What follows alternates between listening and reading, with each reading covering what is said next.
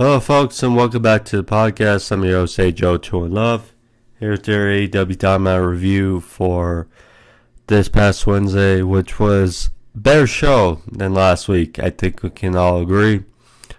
Now, AEW Dynamite, obviously last week, with the footage and all that, the antics, backlash of the whole CM Punk interview and how AEW responded to it.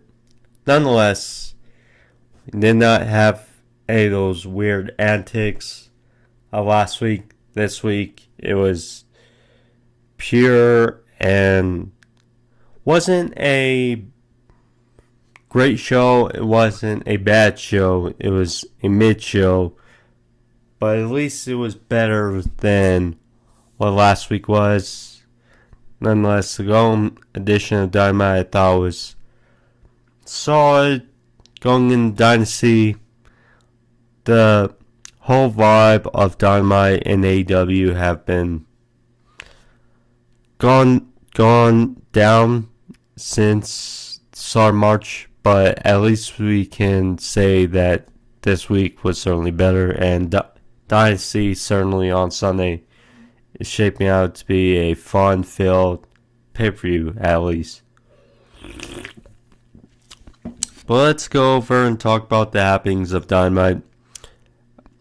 Really quick, not too much rambling stuff going into, but let's talk about Dynamite, shall we? So, Jon Moxley, who it's been a minute since we last seen him on Dynamite, but interesting. So, over the weekend, because obviously people were curious after being FTR at Revolution, why were Moxley and Claudio not part of the tournament, the tag team title tournament? Well,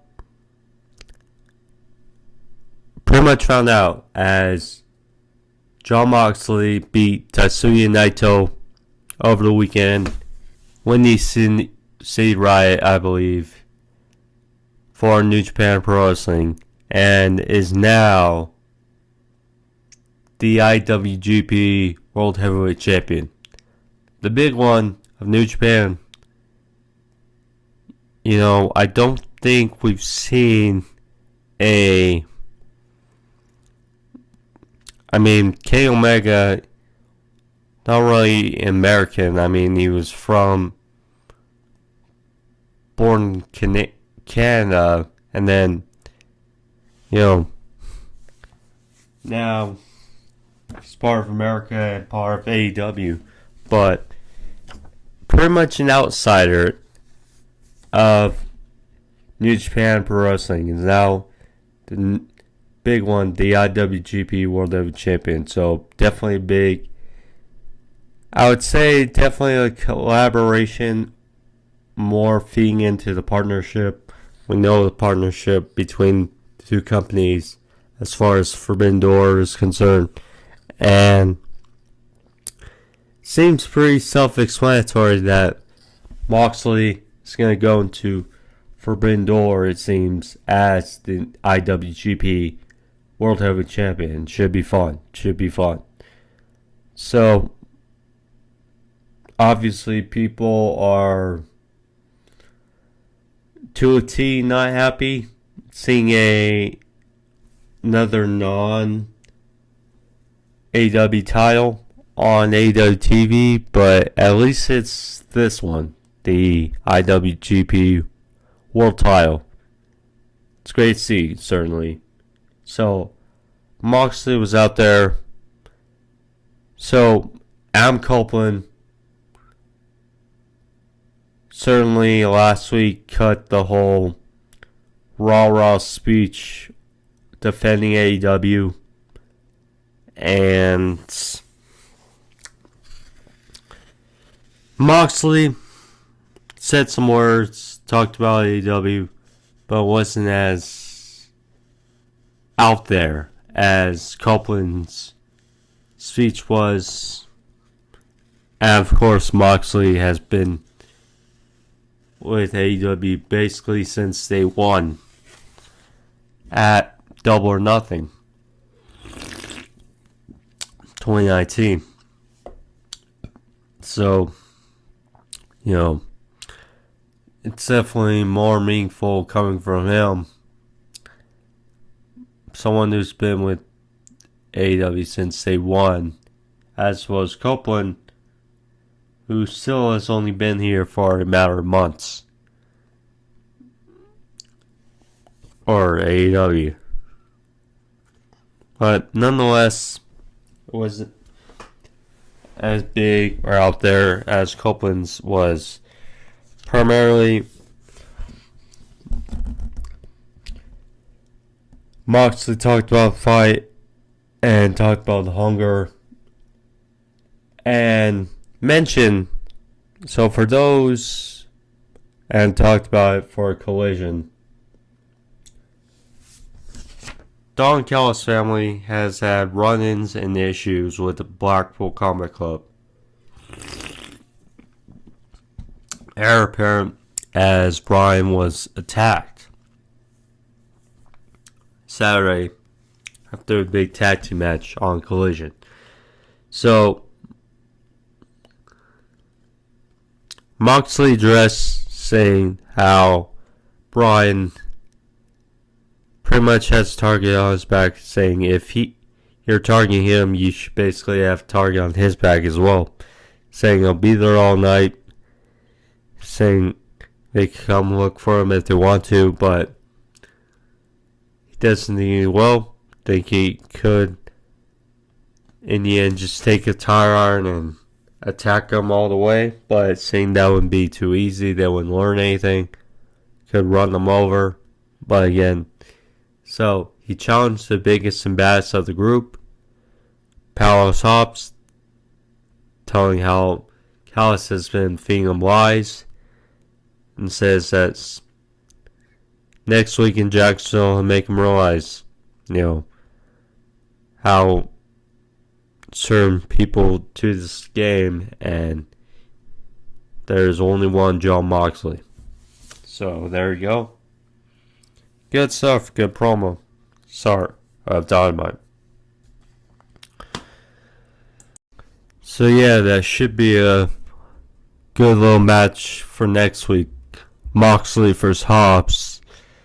Interesting to see because we've seen Hobbs versus Jericho, and now that beatdown ensued, and then seen a little bit of Moxley and Hobbs, but now again, Moxley now is the IWGP World Champion, and that coverage certainly going to be interesting to see as they're back in Jacksonville next week. And yes, if you're wondering,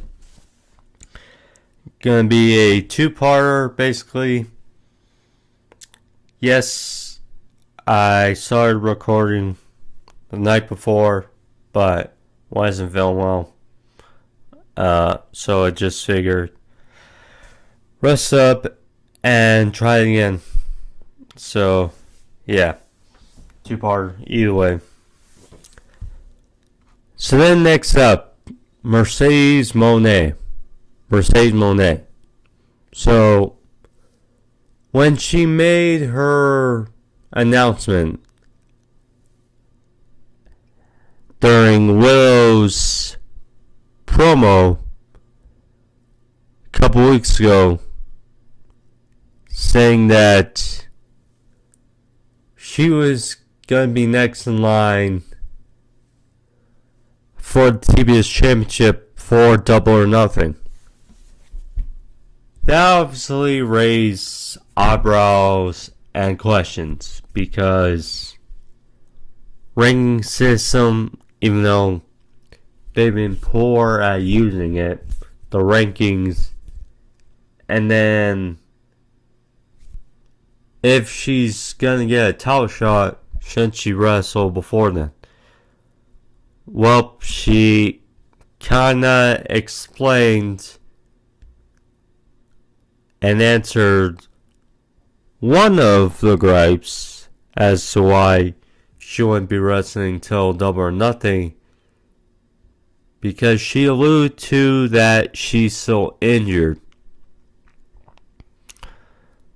So that answers one part why we may not see her till Double or Nothing wrestle, which, you know, on one end you get, but at the same time you're like, you sign her. Excuse me. I mean, on one hand, you sign her, and her first match is going to be a title match. It's not really great concept. And then the rankings. It's like she's not even ranked, but again, AEW has some poor recently with pretty much with the rankings. Even though they're there, they don't really pay attention. So it is what it is. I mean, at least she gave some explanation as to why she probably won't be wrestling until Double or Nothing, which is ticky-tacky, but yeah, it's out there. Anyways, talked about Willow, talked about Julia saying she can't wait till their match Sunday, and also allude to her being attacked last week in her interview with Alex Marvez, or sit down, how it being in the dark, and said how all it makes sense for Julia, and at the end of the day, it's all a price there's a price to pay when you mess with Mercedes Moné. Definitely one of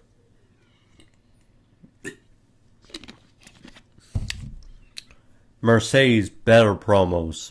You can tell she's getting better. Obviously, her promos have not been great since she's arrived on the scene in AEW. I mean, they've been okay.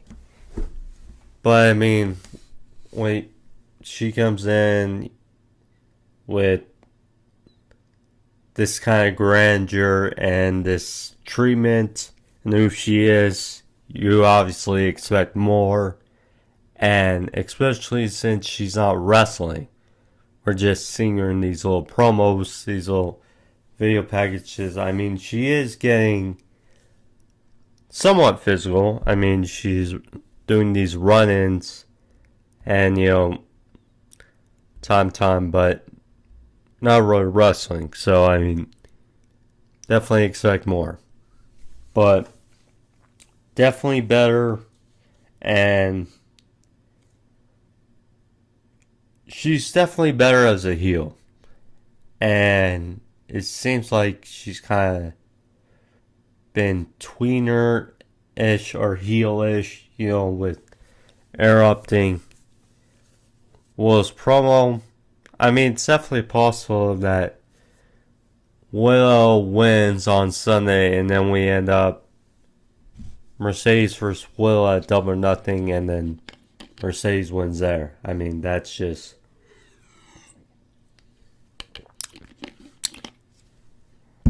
told out there, told part there, and they basically give Will a token title run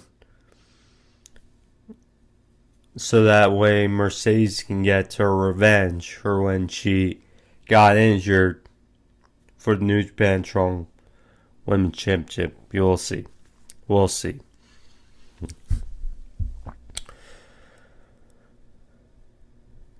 Speaking of Willow, next up, Adam Copeland, TNT champion, and Willow Nightingale versus Dallas Black's Joey Hart and Brody King. This was interesting, certainly, because of how festivities are going down for Sunday at Dynasty and how it prevail.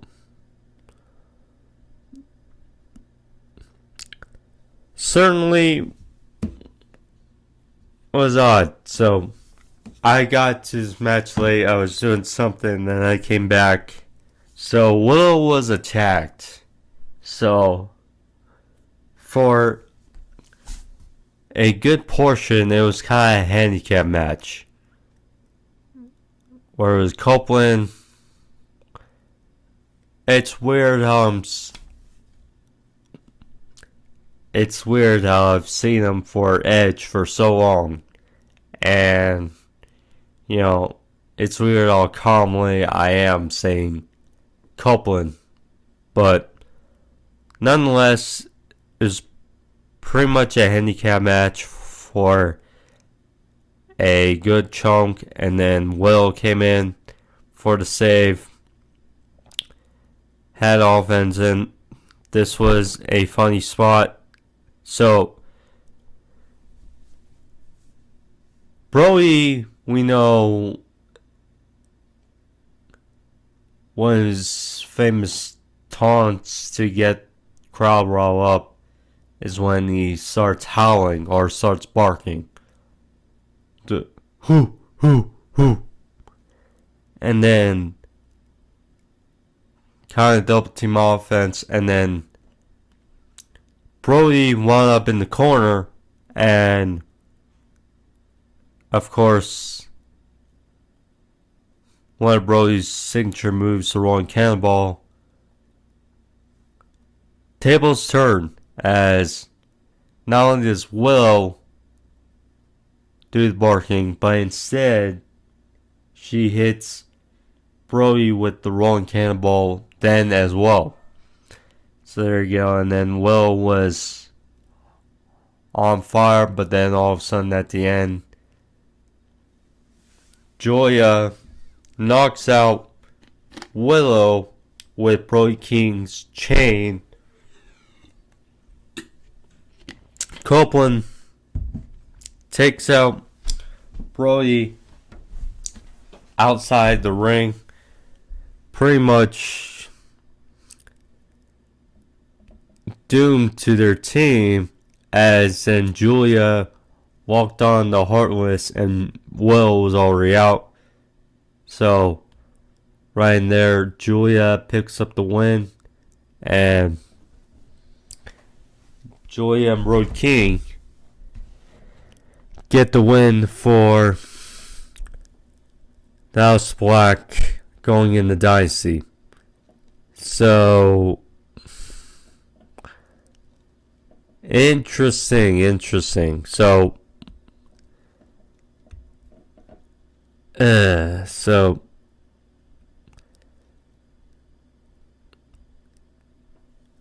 I don't know.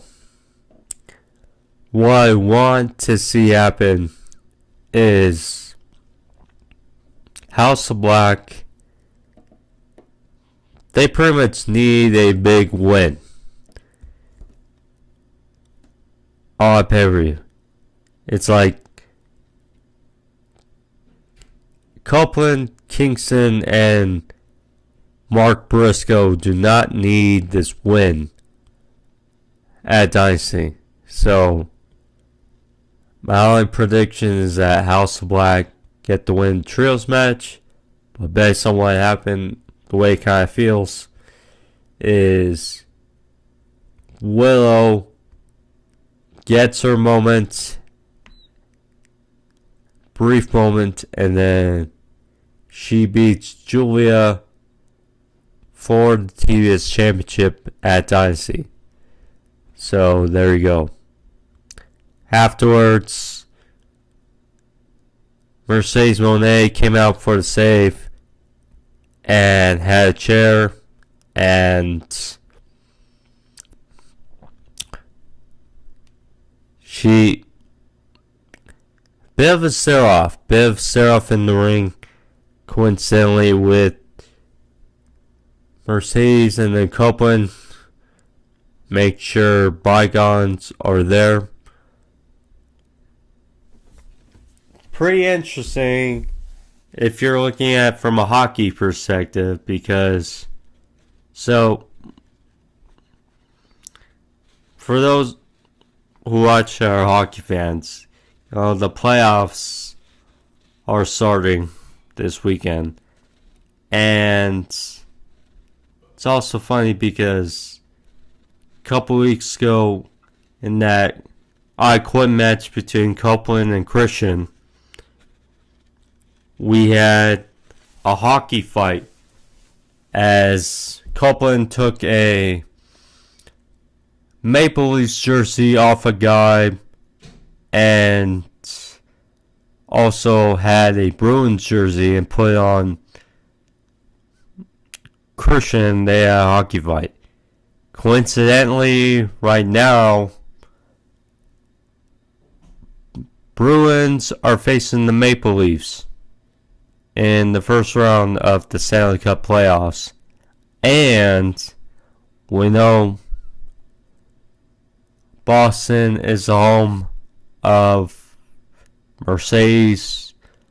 Toronto, of course, for Copeland. They shook hands.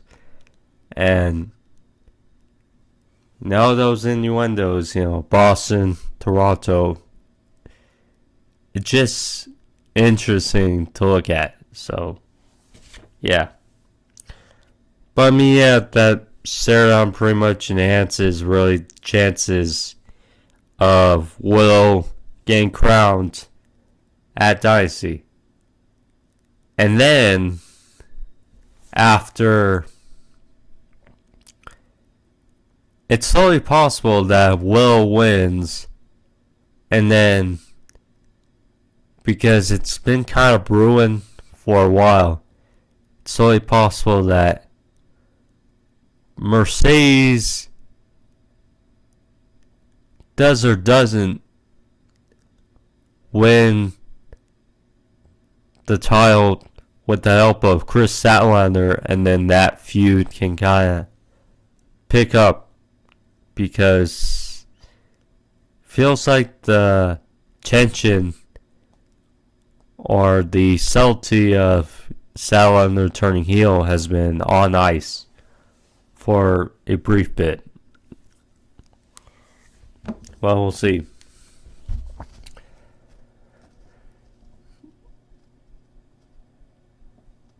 Samoa Joe, the AEW World Champion, has sit down backstage with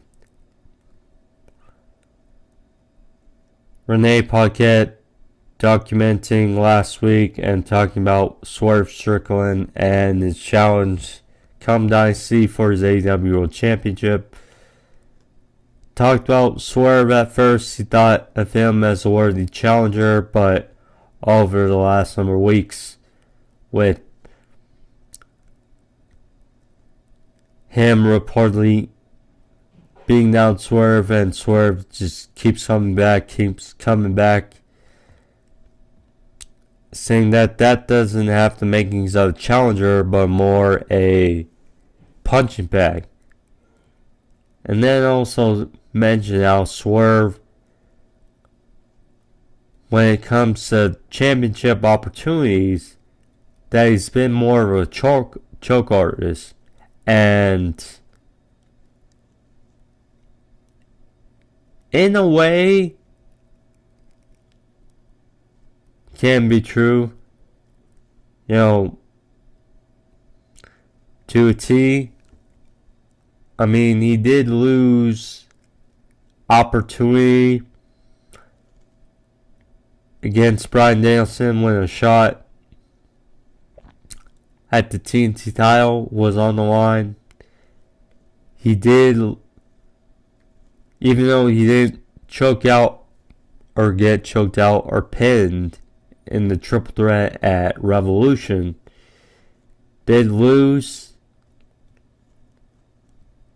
But also forget that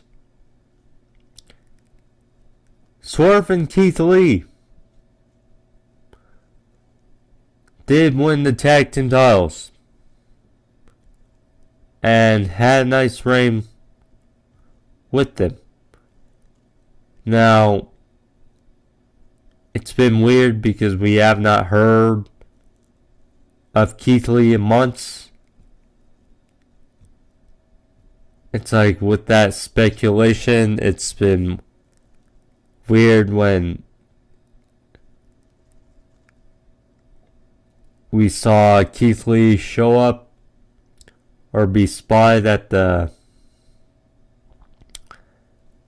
AEW or WWE Hall of Fame backstage. You know, one of those things. But anyway, there's some merit to Samoa Joe's promo. But in any way, Swerve or Joe said, "Don't worry, Swerve." Saying, "Come Dynasty, he won't be doing the choking. I will, and I will choke you out."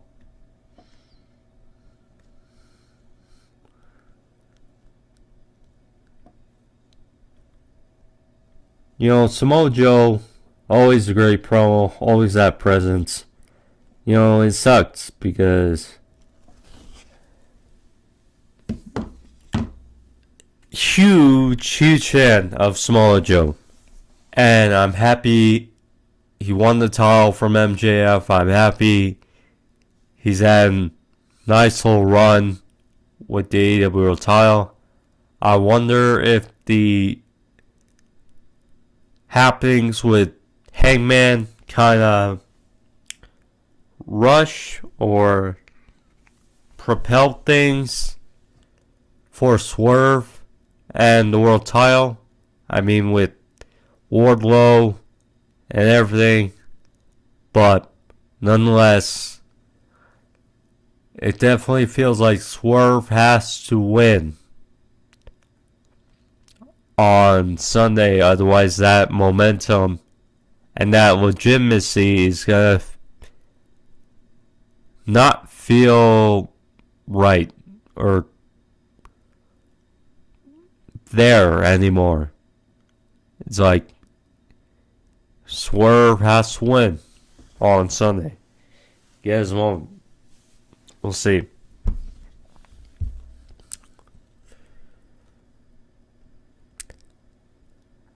So, this was funny as they were doing a little video package of FTR and Young Bucks for Sunday, which, by the way, will now be a ladder match. Interesting, because they showed the footage. Now, when you think about it, so they showed the footage on Wednesday, and I've been seeing stuff online, you know, just rumors. But for it now to be a ladder match, you know, first of all,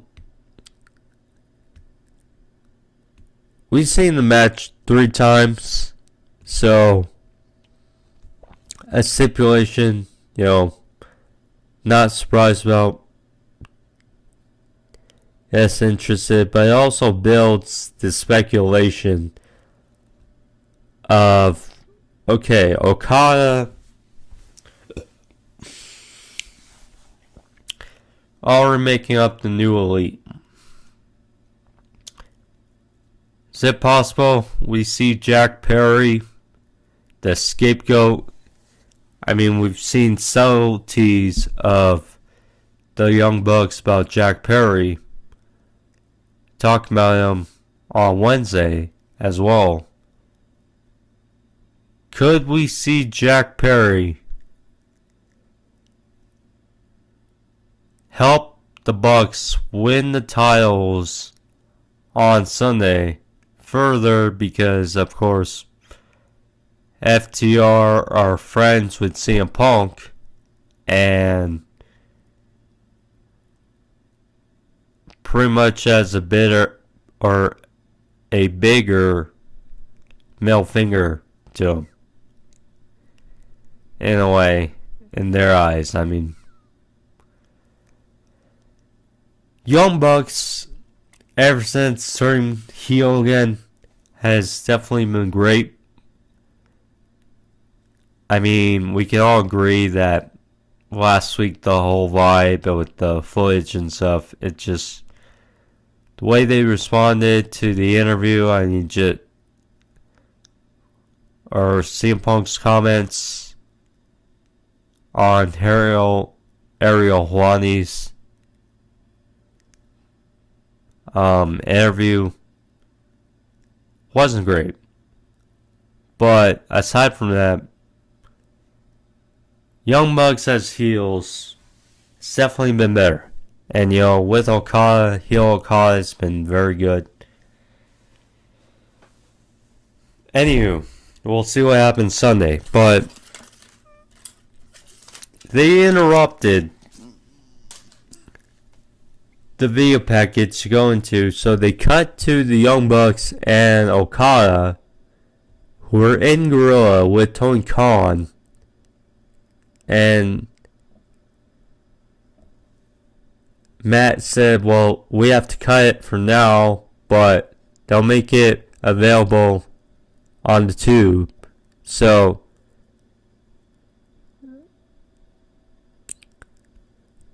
Okada, again, it's just unique hearing his English. He's gotten much better. Much better. So Okada said to Pac he's a dead man and he's not going to make it to Dynasty.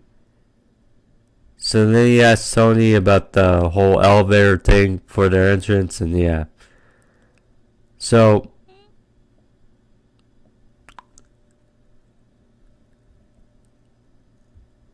then we got the elites, the new elites, Bucks and Okada versus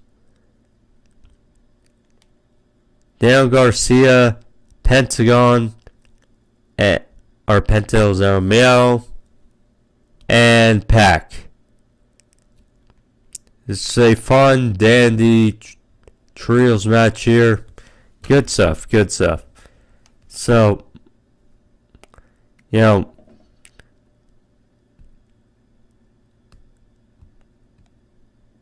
you just wonder, you know, how much longer Phoenix is going to be out, because I'm sure they've wanted, this match definitely felt like they wanted to make it Death Triangle, but Phoenix, for some reason, whether it's probably a visa or something, is out.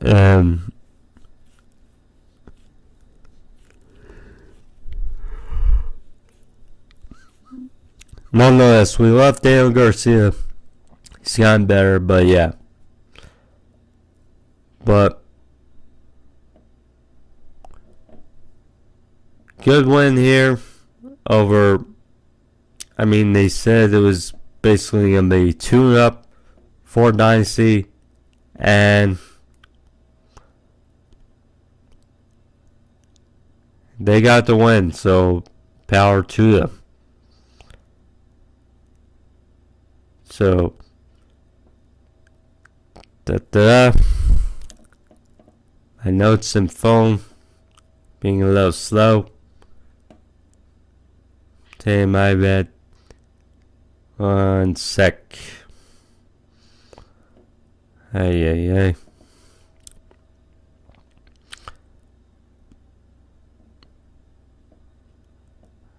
Oh yeah. So the Bucks won, or the Elite won, with a super kick party followed with a Rainmaker by Okada to Deonna Garcia for the win. And there you go. So, yeah, we got 2 solid matches built up for Dynasty. The 2 with Bucks versus FTR, Okada versus Pac for the Continental Crown. They took out a ladder pretty much to squash Daniel Garcia and send a message. So, here we go. Hook and Chris Jericho. A mixed review segment, which I didn't really mind that much. So,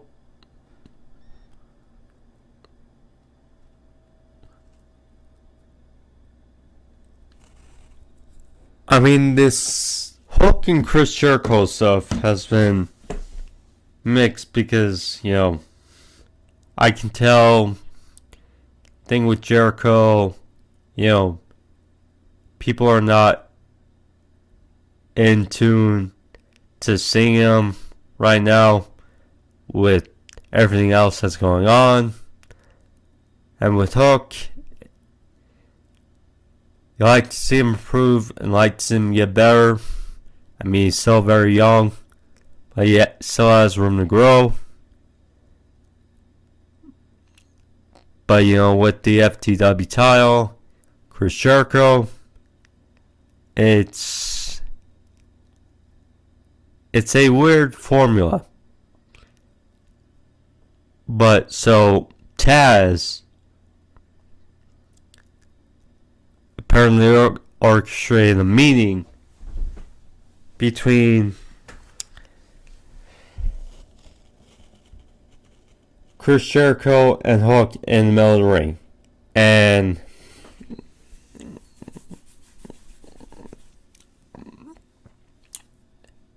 basis of the segment. So Hook has been reluctant to Jericho's help and Jericho's guidance. And Jericho keeps saying that he sees the potential and wants to see Hook fulfill it. Taz noticed the reluctance with Hook, with his son, and kept trying to bite and break it up, and Jericho's not having it, saying something you should have done 30 years ago, giving good advice to your son. And finally, Jericho just blew it. He shoved Taz, which albeit looked clunky as Taz went off the ropes and pretty much fell. And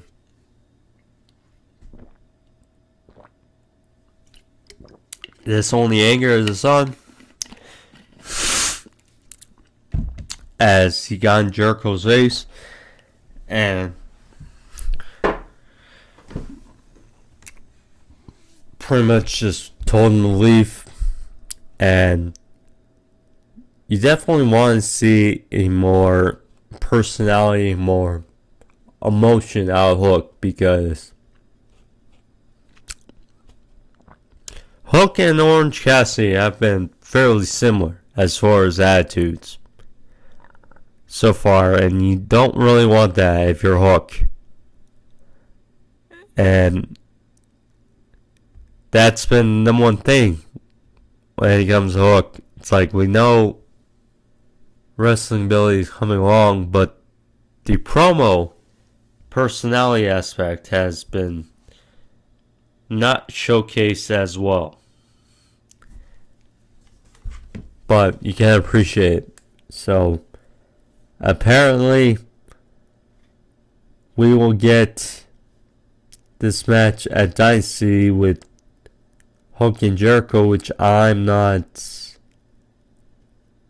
very fond of. I think we can agree.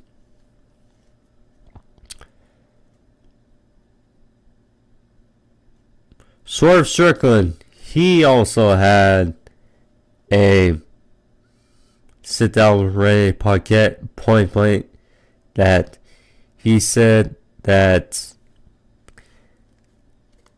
he would make intention known to Samoa Joe and tell him at the end of Dynamite in that very ring. So there you go. Yeah. So Swerve Strickland and his makeup, it's really a unique look and makes him look kind of more Jokerish, more different. It's definitely out there, but anyway, yeah, little subtleties, and with the makeup here, certainly making them look a bit more serious in a way.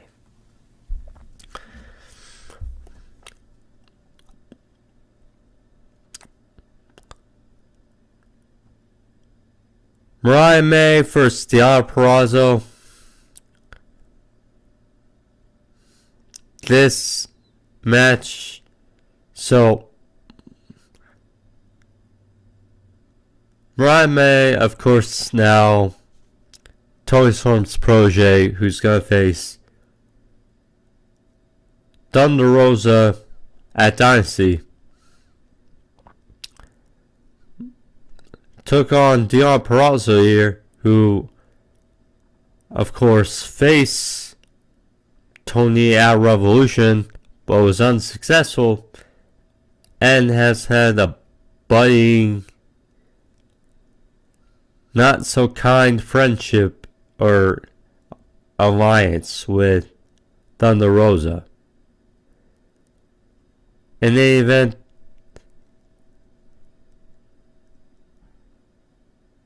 Deonna won the match here. It looked like going for a pile driver, but instead turned to a roll up by Mariah May. Deonna ultimately got the last laugh as she rolled up Mariah 1, 2, 3 and got the win, which prompted an early attack. Post beatdown by Toni Storm, but that just prompted Thunder Rosa, which was hilarious as she pretty much stormed out and knocked Luther on his ass at ringside, and then even the odds and attacked Toni Storm in the middle of the ring, saving Deonna Purazzo, and she wiped makeup. I don't know if it's lipstick, anywho, makeup over Toni Storm's face, and almost giving some humiliation to Toni Storm. But anywho, mind games of sorts going into Dynasty. I mean, it's going to be a fun match between Thunder Rosa, Toni Storm. Obviously, I don't think it's time for Toni to drop the title yet. We'll see.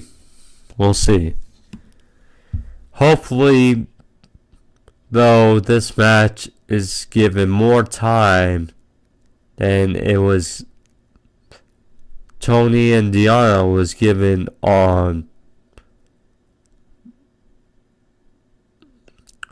Revolution. We'll see.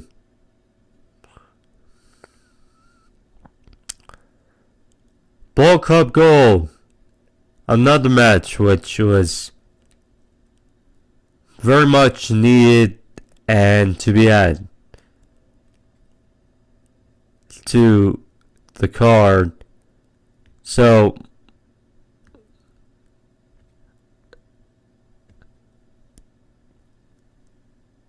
this has been in the works for a while now, and it's glad that's gonna finally happen. So Bullet Club Gold finally challenged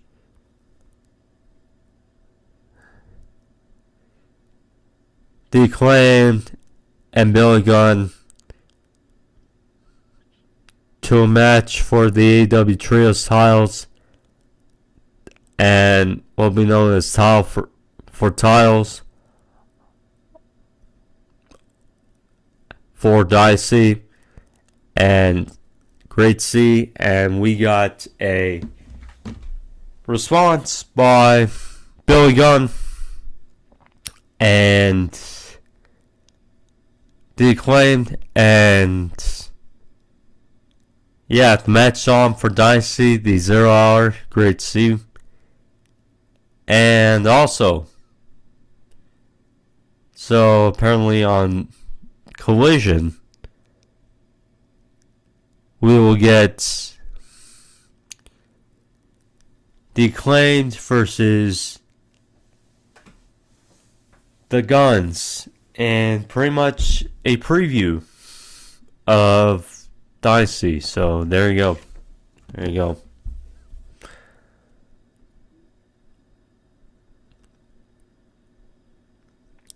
Orange Cassidy and Shane Taylor, I didn't really care. So here's the thing. Orange Cassidy won with an orange punch. Here's the gripe. So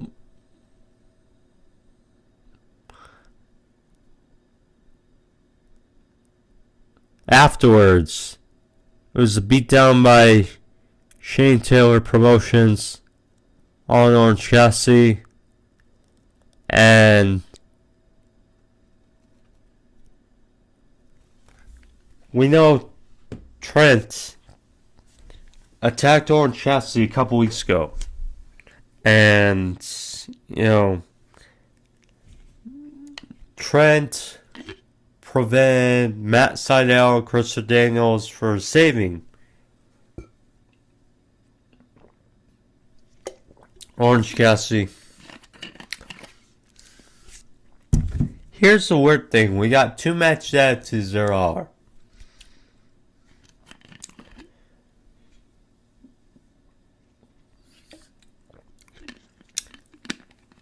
We have Trent